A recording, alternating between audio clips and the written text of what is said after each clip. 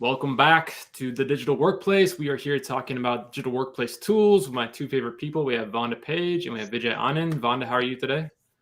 I am doing great. So happy to talk about another digital workplace tool today. Yes, me too. Vijay, what's new in your world? Since life is going on, I guess. Life is life. Continues to go on. Cool. I'm excited today. This actually came out of our last review. We kind of mentioned this. So we're going to be talking about Twist today.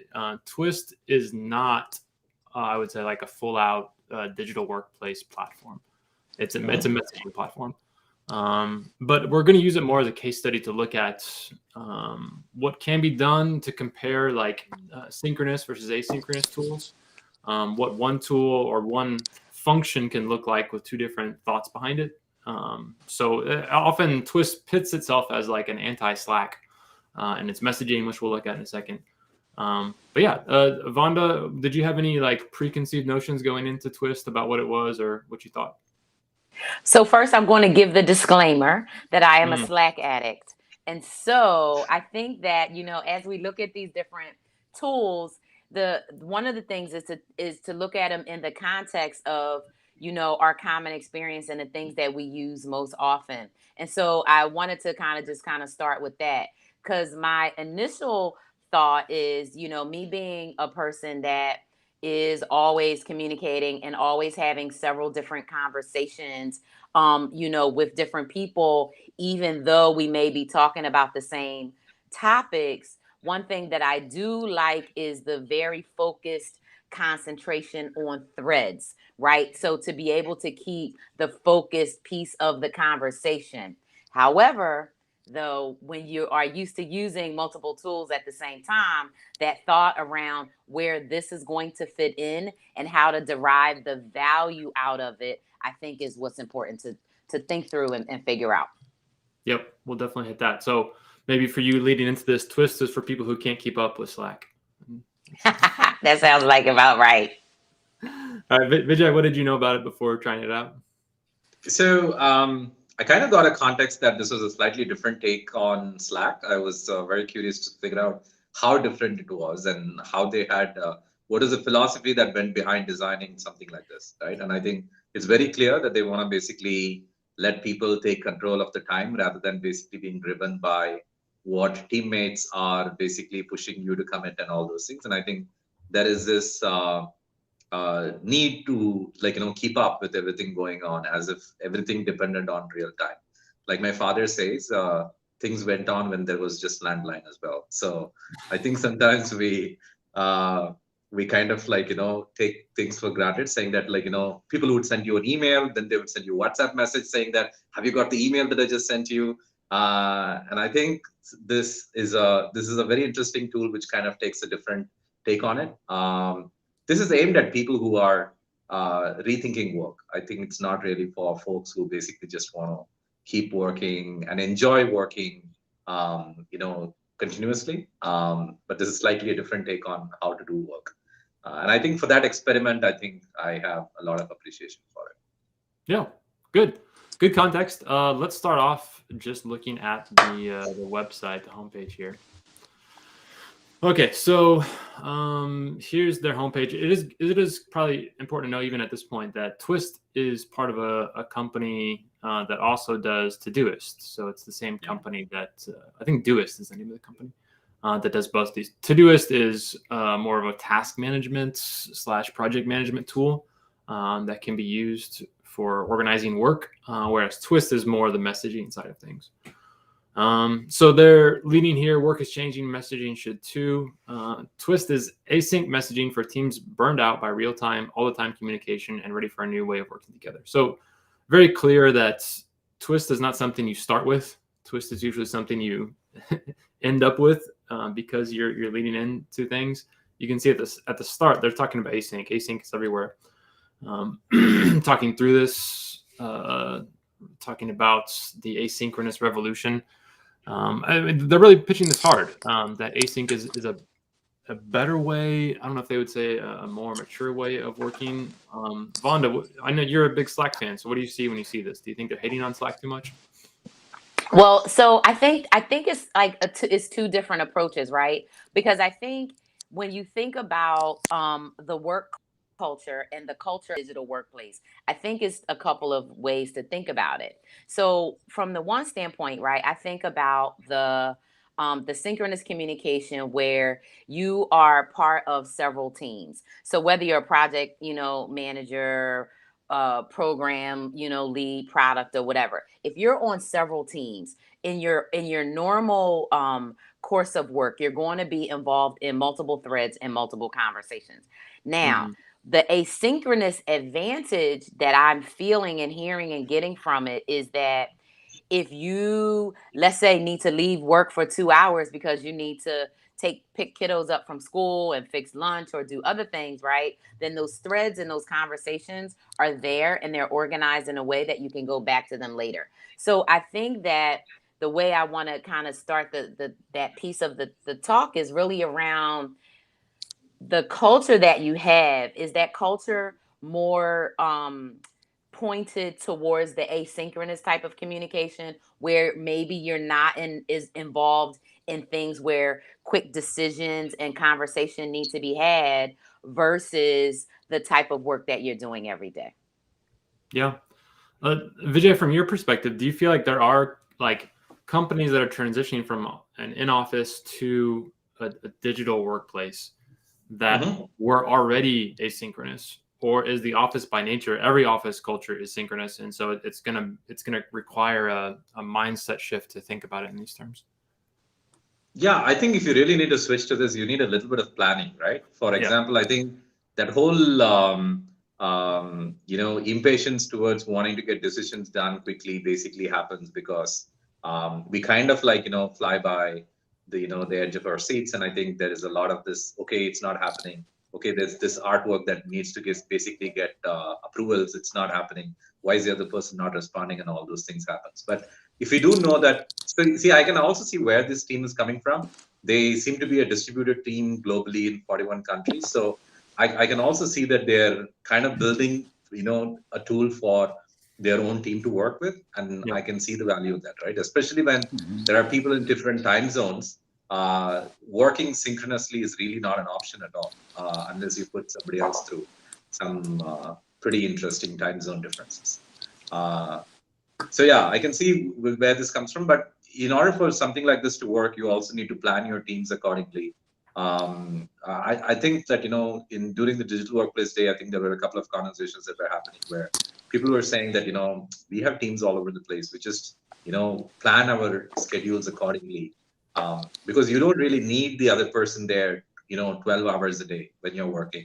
You probably just need them for maybe 10 minutes overlap, and you can make all the decisions that is needed. Yeah, so let's look at what it means here to be a more asynchronous messaging platform. So it's still messaging, which we usually think of as synchronous or respond now, but they're saying, okay, no monitoring presence indicators to say like if you enter or out. Slack has like a do not disturb feature or I'm out of office feature. So they're saying they're not even going to start with that. Removing notifications, which is kind of a big thing that you see a lot in these types of things. No need for endless meetings. So yeah, replacing real-time calls with async threads. They're definitely like trying to push away from all those types of things. Let's quickly look at pricing, which is pretty modest. There they have the free plan that they mostly want people to use, and then if you want your history, you have to pay $5 per user. Which is pretty cheap, but it's also a pretty simple platform too, I would say. Yeah. All right, we'll come back and look at integrations in a bit. So let's actually jump into the platform here and see what we got. Okay, so on the left side, you're going to see an inbox, which is just basically all your notifications, some saved messages. Messages would be like your direct messages, and then everything else is going to be channels. If you're used to using Slack, this is probably not looking too different at this point. This left navigation, the idea of channels is the same in both direct messages in Slack. So at this point, there's really not too much difference. Inbox is just going to be a quick way to see everything you need to do. They're still kind of pushing this idea of getting back to inbox zero, which this is a nice feature. You can just kind of go through and say, yeah, I saw it, it's done, or jump in and see things as they come through. Any comments on just the basic navigation of the homepage?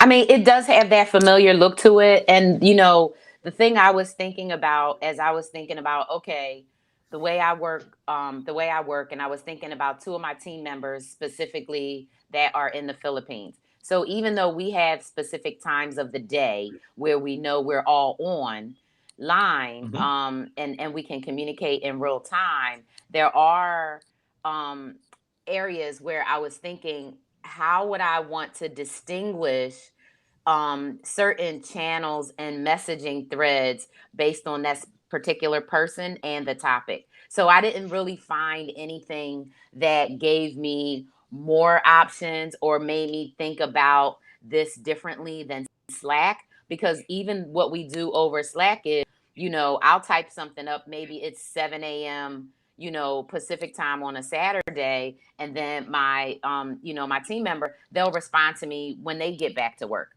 So I think there's another piece around how everyone manages their own work and thinks about, you know, how they work, because I don't feel the pressure if I get a ping from Slack, you Hmm. know, to answer it right away. So that was my initial thought when, you know, and looking at the screen in the beginning, you know, first logging on, is that differentiation, right, of how do I look through my threads. But then I don't know if I necessarily feel pressure or not in Slack any different than I would in an asynchronous tool. Yeah, this reminds me of a discussion I had with a team that was thinking about moving out of email. Um, the people who really didn't want to move out of email had elaborate systems set up to make sure that every email that came in went to a folder. They were super organized with how it went on. They didn't get overwhelmed because they had made the system work for them. And so they felt very comfortable with it. They said, why would we ever want to get out of email? People who are a little bit more like letting email run the show, of letting it give all the notifications and feeling like I always had to respond to the first things, those are the people who are feeling the stress from it. And I think Slack may be a similar thing. Vondi, you're saying like you've pretty much set it up to where it works for you, and it works great, and you've created a system inside of it. Yeah. Yeah. The one point that I would add is that I think there is also a difference between CXOs basically evaluating tools and how employees look at tools. I think we have an option of basically saying, hey, you know what, I'll look at it later. But there is this inherent expectation that maybe the bosses are all expecting me to respond immediately, especially with real-time tools. I think that's like a thing that we are hearing from, you know, when we speak to a lot of people. I think Neil can probably add more on that. Yeah. Vonda, what were you going to say?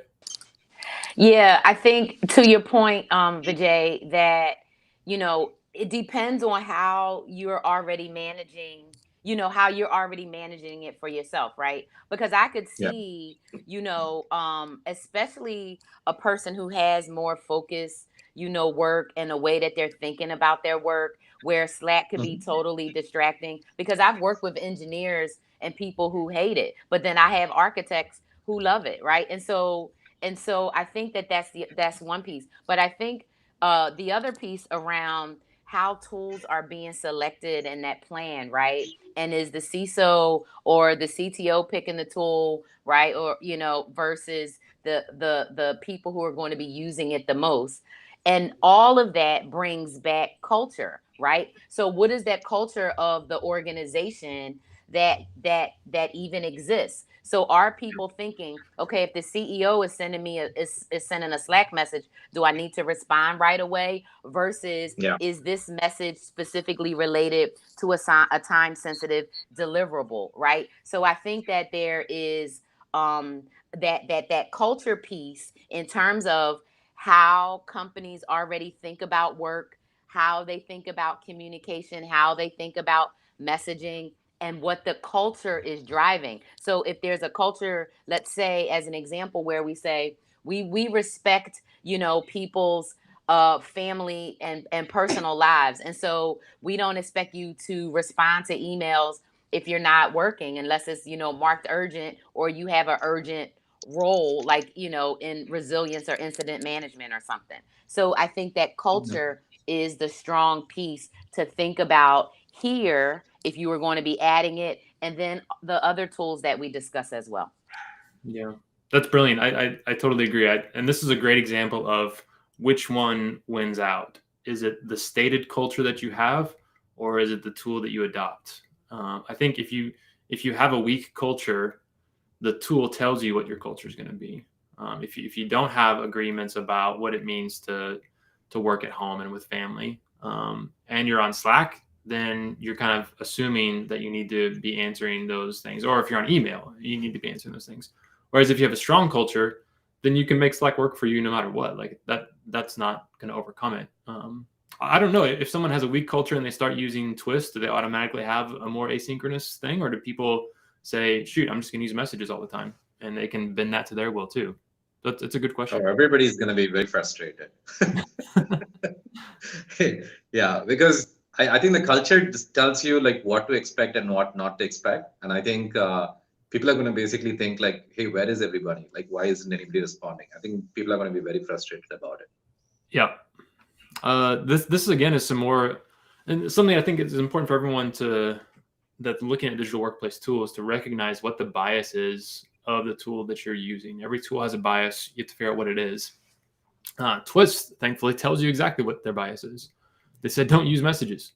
Like it says right here, it's a good way to chat in private and be social. Threads are the best option for on-topic discussions you can link to and keep in the open. By default, start a thread. So open communication, working in public, threaded conversations. Obviously, they're saying that's how they want you to do it.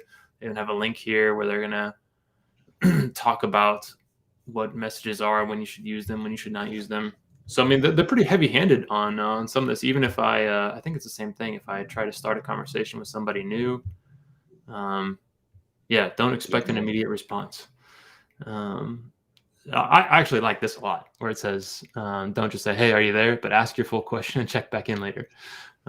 That's good advice, I would say. But again, it's nice that they've built the bias into the product, I would say. Yeah, I also liked the little things that they had done. For example, I was typing Neil you a message to just check this thing out. And when I hit enter, it didn't send by default. It basically came to the, it basically said type. So it's allowing you, the assumption here is that, okay, you're going to send all your messages out, and you're not going to basically keep sending hi, enter, are you there, enter. So you're not sending those rapid quick fire messages, but you're basically going to think through. But this is the phrase that comes to mind when I see this thing is like thoughtful communication. Like that's what comes to mind when I see this whole thing. That is a pretty amazing feature there, that if I hit enter, I'm just gonna get a new line. I have to either click on that button or hit command enter for it to go. But the thing that I come to, I remember there was another company that was basically building this mind map alternative tool. And the question I always have is that, like, how many people are there who basically will think about something, put thought early on, like the Amazon, create a memo before you come to a meeting kind of a thought process, versus like, okay, you know what, we're going to state the agenda, we're going to like brainstorm left, right, and center. And, we're going to throw all sorts of ideas and something is going to emerge out of that. And most startups work in that kind of a culture, right? Like, hey, the uncertain is taken for granted, and we're going to the whole move fast and break things, figure out what works, keep doing more of that, and, throw things around. So I'm just thinking from that point of view, how, this tool fits into such a dynamic. Go ahead, Manda. Yeah. I'm thinking about it too. And one of the things that came to mind was, do you remember when Skype first came out and they were like, this is going to replace email? Do y'all remember that? Right? I mean, I know it was a long time ago, right? And then when Microsoft Teams, Skype on steroids, right, came out, then that was going to replace email, right? And Slack was going to replace email. And so one of the things that like comes to mind is it goes back to if it's in startup mode, right? So like our companies, right? Still in startup mode, I call it, right? Where you are failing fast, you are changing direction. I had a meeting with an IP attorney 2 weeks ago, and she made me shake up and change a whole bunch of things that I have to do differently, right? And so when I think about the different conversations that I'm having with my team and different people, and that the dynamics of the conversation, how quick they're happening, I wouldn't go out of Slack or leave an email thread to come in here to start a new conversation if this wasn't something that a company was already using, and then I came and joined it and they were like, hey, here's what we do for this other type of communication. Because like you saying, Vijay, in that mode, right, you're switching strategies, you're changing, you're dropping a product, adding a product, you know what I mean, you're in different development phases for your different things that you're working on. And Yeah. so that's the other piece that's really coming to mind. Good. Let's look at the channels for a little bit, and then we'll get into like what would make somebody want to use this product. So channels is where they want you to do most things. Like they've said, don't do messages, spend more time here. This is just a general public channel. So anytime you want to have a conversation, you have to start a thread. Whereas in Slack, you're just going to put a message out, and then people can thread it optionally. Here, you can see like this could get pretty long and hefty, but you would still be able to see the major topics that are there. Then you click on something that comes in, and then everyone just kind of types in, and it goes down as you roll through. So you can say,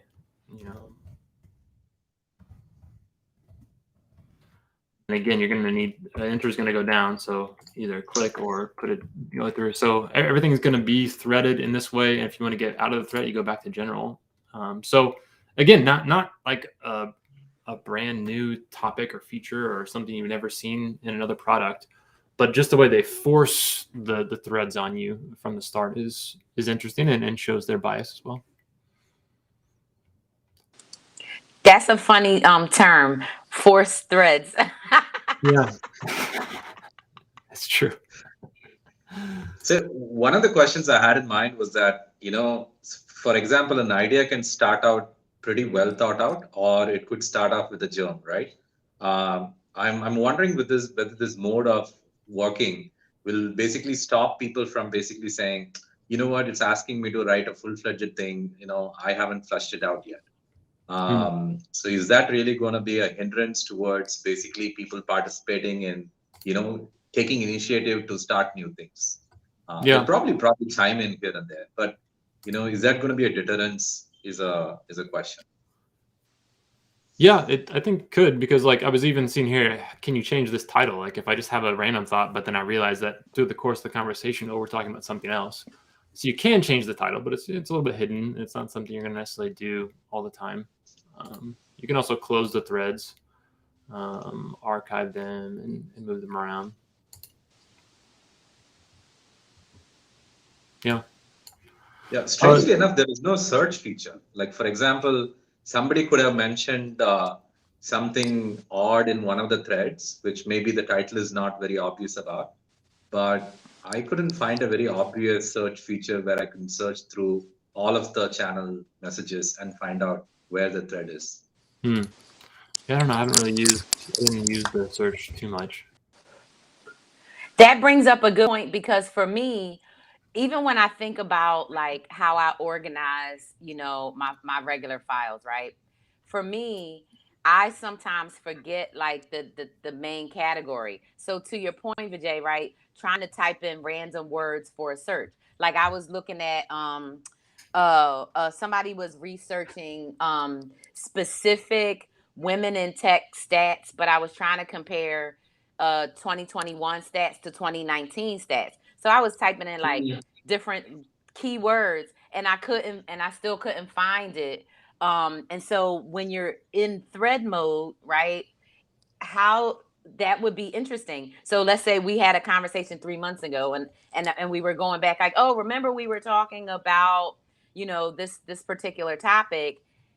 If you can't readily and easily search, and you don't remember which thread it's in because of the name, right? Or even the channel, because I find myself, typing in random words, even in using Google Workspace, right, to find Yeah. something. But because it will show me, okay, these are all the documents where that word is, it's like, oh, well, I knew it was a PowerPoint presentation versus, just a note or something.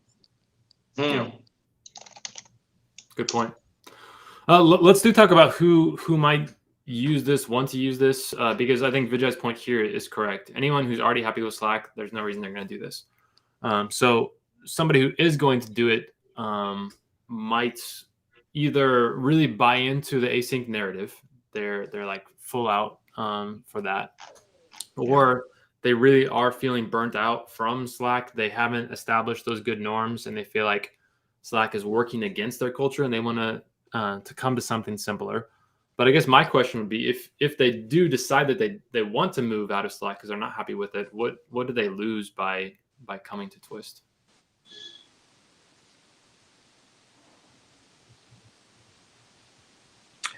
Well, my first thought, because it looks like, Vijay, you were still thinking through it, but my first thought was that this would be a really good tool for a newly established team that wants to really have communication and conversation around only like 1 or 2 or 3 topics, where everybody is sort of like, this is a new project, a new effort, a new endeavor, and let's have all the conversation around these 1, 2, or 3 things right here. And I think it's also around maybe organization and discussion and decision making, as opposed to where everything I think about Slack, I not only think about it in that standpoint, but I think about it in just my everyday work and messaging. So that's the first thing that comes to mind, like in terms of that piece of the way that you asked the question for me, Neil. Mm-hmm. What do you think, Vijay? Would somebody be disappointed, or would they feel like they were compromising by switching to Twist? So the way that I think about it, right? Like if you kind of think about like what all do you require, like what are the tools that you require in order to get work done, especially if you're going to be a distributed round the world team, right? There are probably a couple of things that you require. You probably require a communication tool, which is what I would basically classify this as. You probably require a collaboration tool, and then you probably require like a productivity, something, employee engagement, this thing, right? Tools in place. I mean, if you put all of them together, you'll probably get a digital workplace. But this is one piece of that thing. What I was really, really kind of surprised was, but that the Twist by itself basically does X. But the minute you basically start using their project management tool and start integrating with it, I think you suddenly get like 1.5, 2x more power in order to do the things that you want to do. I'm just a little surprised that they haven't basically like made it very obvious that you have to integrate with Todoist. Maybe they're basically saying that we don't want to tightly integrate it with, if people want to use Asana or if they want to use Trello, let them do it. But I do wish that they had done that a little bit more. I finally found out where the search feature is, by the way, but that's a different story. Yeah, I think that's where it breaks down for me. And again, I feel like we're not really doing this review to say like, oh, you have to use Twist for these circumstances, because we come back to that contextual collaboration thing again. Eventually, you're going to be like, if you're using this to come in and out of your project management tool to have a conversation about the work, like you just do it in your project management tool. Like that's going to happen there. A standalone messaging application really should be more for this kind of like spontaneous conversations. Like if you're talking about work, you're talking about deep things about work, like you should kind of have places for that. Maybe you could use this more for like high level strategic thinking. Like, ClickUp's bias is that everything's a project.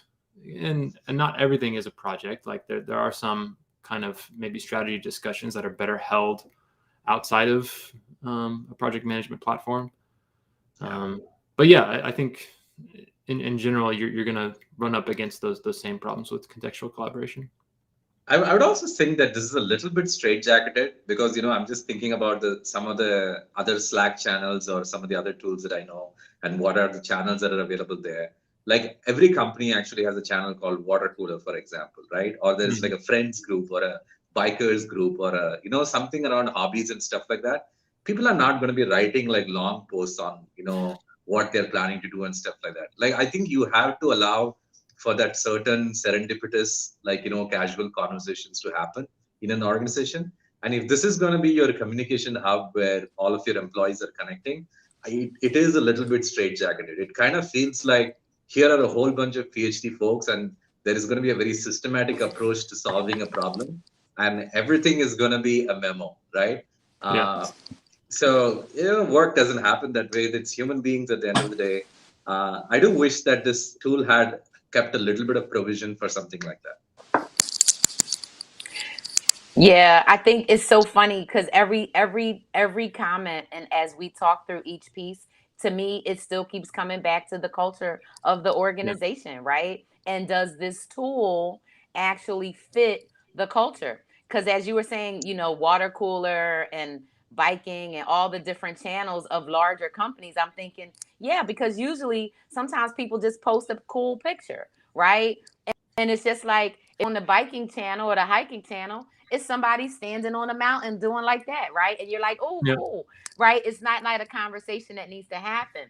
But even when it comes to strategy, right? How are strategy conversations held in organizations? What does that process look like, right? And yeah, I think it would scare, some zillennials, right, that just want to ask a quick question or want to say something. They're like, oh, that's for the old people. I could easily see somebody saying, that's for the old people, right? Because where's the emojis?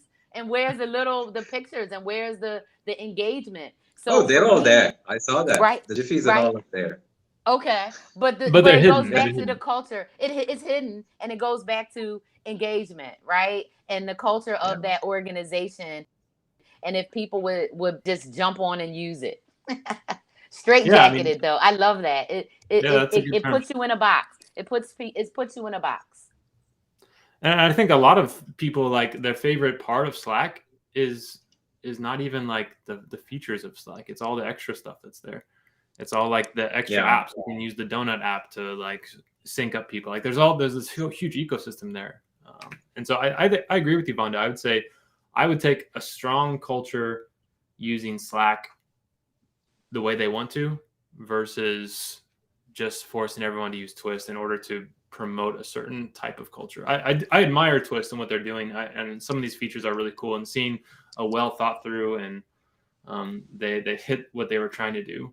But in terms of actually working, I would take Slack plus a strong culture about how we're going to use it.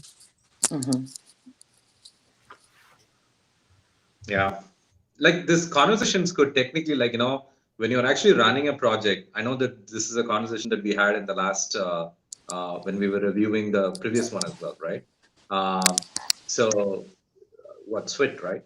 So we were mentioning that about how, like, when there is a project management, if the conversation happens around the project or the task, then it's contextual. And if there's a contextual discussion that is happening, which is essentially a convergence or a divergence, at some point that divergence has to basically arrive at a conclusion, right? And some of the things that are required in terms of, like, maybe I want to do a democratic process and say, hey, there are 5 people involved in this team, like, hey, which is the icon that we should go up with, right, for this product release. Like, you do require some of those, small things, features, saying that, okay, maybe I need a polling feature, maybe I need like a suggestion feature and things like that, which is still not there yet. So should this conversation all be happening here, or should it be happening inside, their project management tool where all the conversations are connected to that? Like, this being two separate products seems a little bit odd, actually. Yeah. Good. Well, I've learned a lot through this conversation. I'm glad we do these in real time because it really helps me to think more about like what it means to have these. Because I mean, even like I love the narrative of async. Like I love the discussion around it and saying like, yeah, this is a more sane way to work. Yet at the same time, to see a tool that is like totally dedicated to that narrative and that mindset, and realize, I don't know, like maybe it's we left something out. Like that's really helpful to see, I think.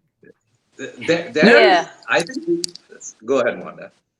No, I'm gonna say exactly to your point, but like they left something out, or it's just in the conversation around who should use it. It just hasn't been framed right in a way to help you think why I would use it, right? And so I think and even how when you come onto their page and they say why use Twist, they don't give me enough to me to say, oh, to have that light bulb, right? But that's why these conversations are good, because we all have a different perspective, a way that we would use it, a way that we think about it, and then we go ahead and have it. But yeah, what were you going to say, Vijay?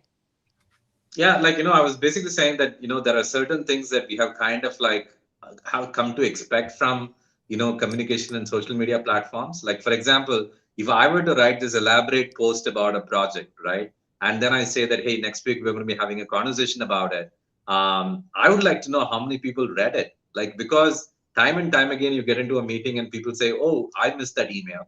So, like, hey, seen by XYZ or at least a number of people so that I know that people are coming to the meeting prepared would phenomenally help me. And I think that's the reason why Amazon prints out the memo and gives it to everybody and says, okay, here's 15 minutes, please read it. Then we're all on the same wavelength, right?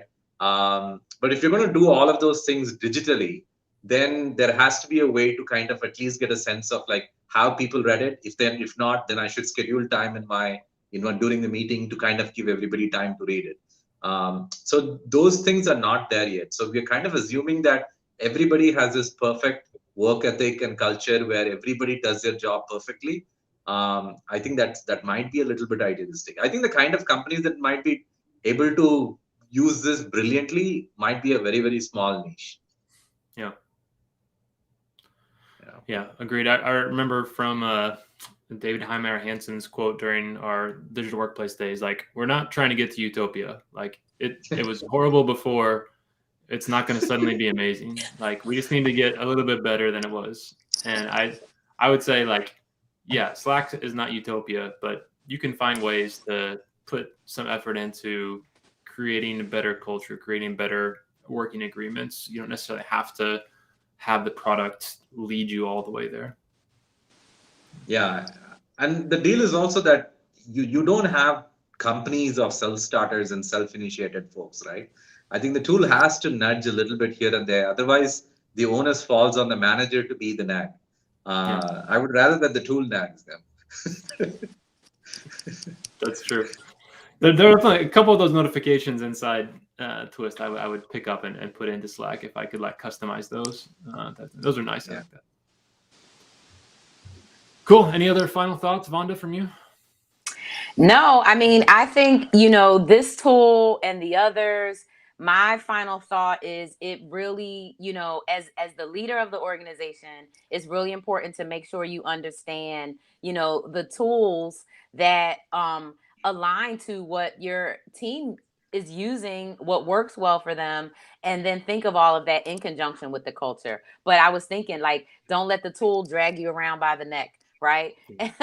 So whatever the tool is, whether it's Slack, whether it's Twist, whatever, don't let the tool, dictate how your organization, lives out its mission and does its work, right? Make sure that you're using the tool to enhance your work, right? And to optimize things, but also don't expect the tool to, save the world, right? It's just a piece of technology that somebody had an idea and put together and said, hey, here's some problems I think we can solve. So yeah, that's my thoughts around it.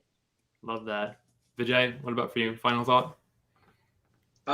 Yeah, I think the more that we are reviewing all these products, I think we're realizing that it's just not the tech or the utility, but it's also the culture and the leadership and how much training everybody basically gets. And what is it that innate characteristics and traits of employees and what their work ethics are. I think all of those basically get bundled in, right? Like it's just not the tech piece alone.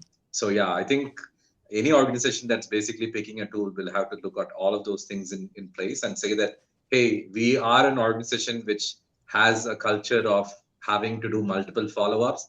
This is not going to work. But on the other hand, if you have a team, where everybody is pretty much self-motivated, they kind of run on their own steam. And I think a company like Twist, for example, they're bootstrapped, they've been around for a long time, and they basically are, like Zoho, they're basically building out this long tail, long-term plan of basically changing work. I think they have found a tribe, like, just like how Basecamp has found that tribe of 40, 50 people. Maybe it's a very slow, over a period of time, they gathered those tribesmen and women. But, does that really work for every other company out there? I think that's an interesting question to ask. Yeah, it's good. Well, it's always a pleasure to talk to both of you. Thanks for helping me through this, and it's good to do this. We'll do it again soon. Look forward. Sounds good.